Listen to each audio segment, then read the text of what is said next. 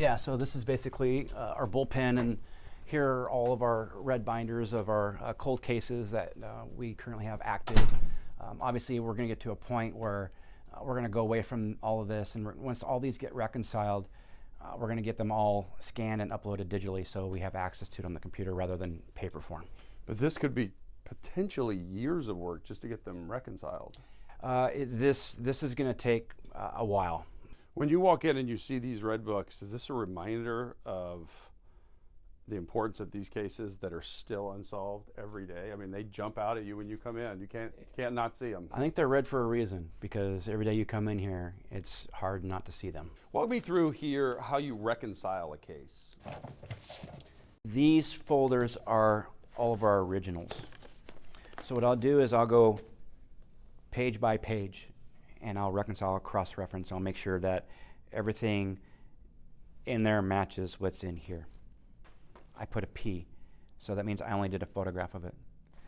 If I went down here and I did an O, that means I opened up that package. And if I wore gloves, every time we open packages, we're going to wear gloves.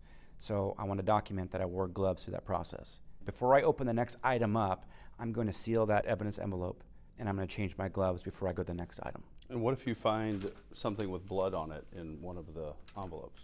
Then what I would do is I would generate a new item, and I would remove that item, I would document it, I would remove it, I'd book it as a new item, and then submit it.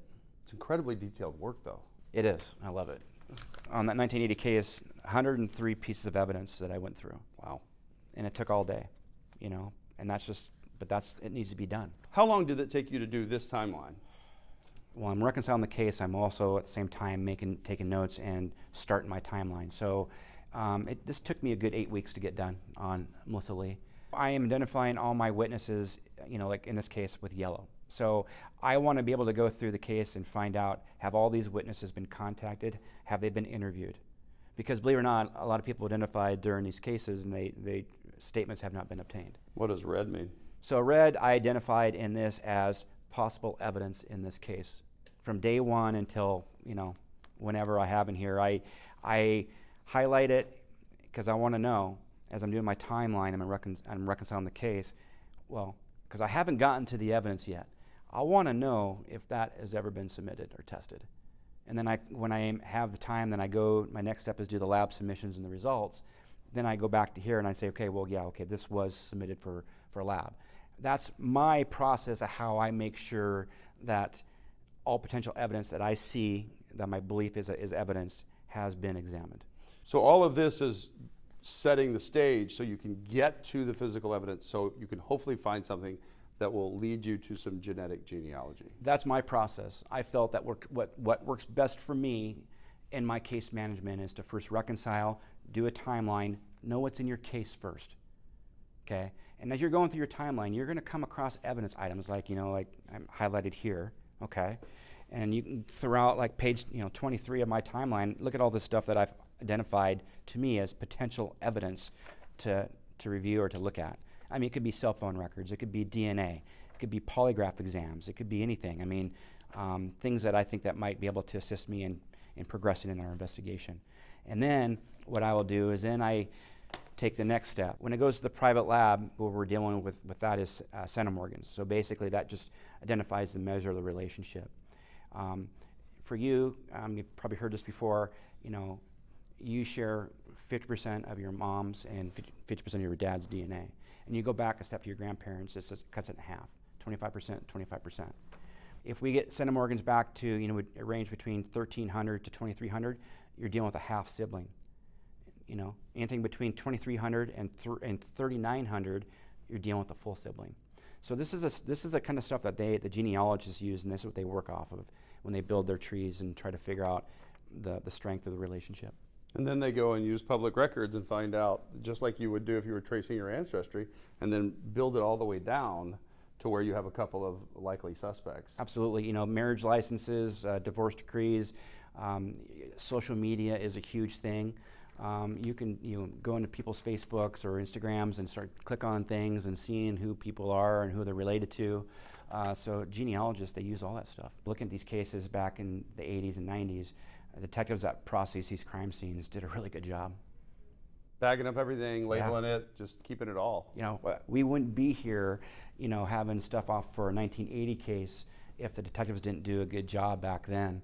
You know, who knew 42 years ago what they did and collected back then would be what would solve this case today.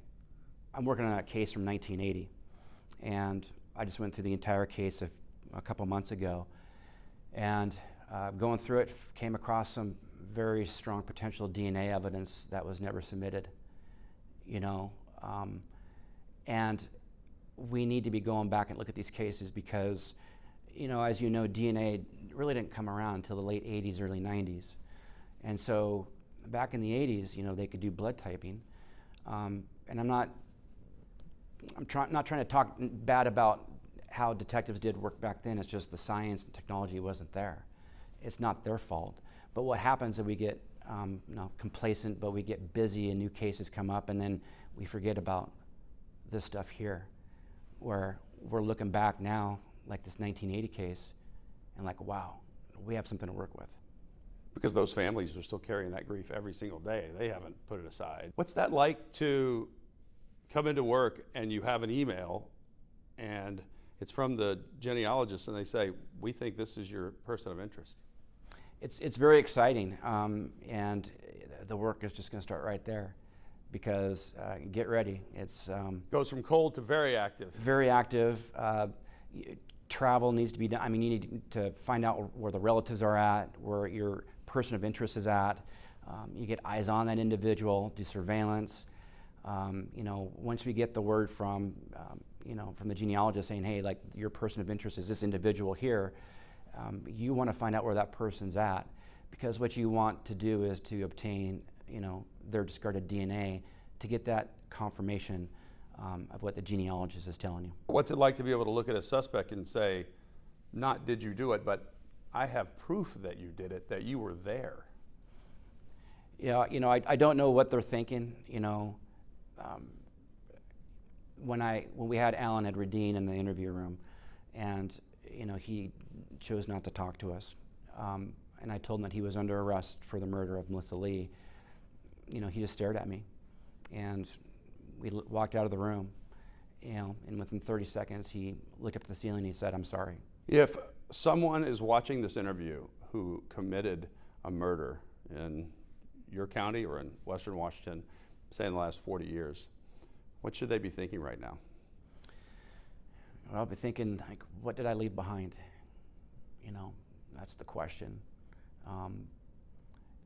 We have all the time in the world. You know, we're not going anywhere. Someone's going to take over my position, and they're going to keep pushing forward and working these cases the next 30, 40, 50 years and longer.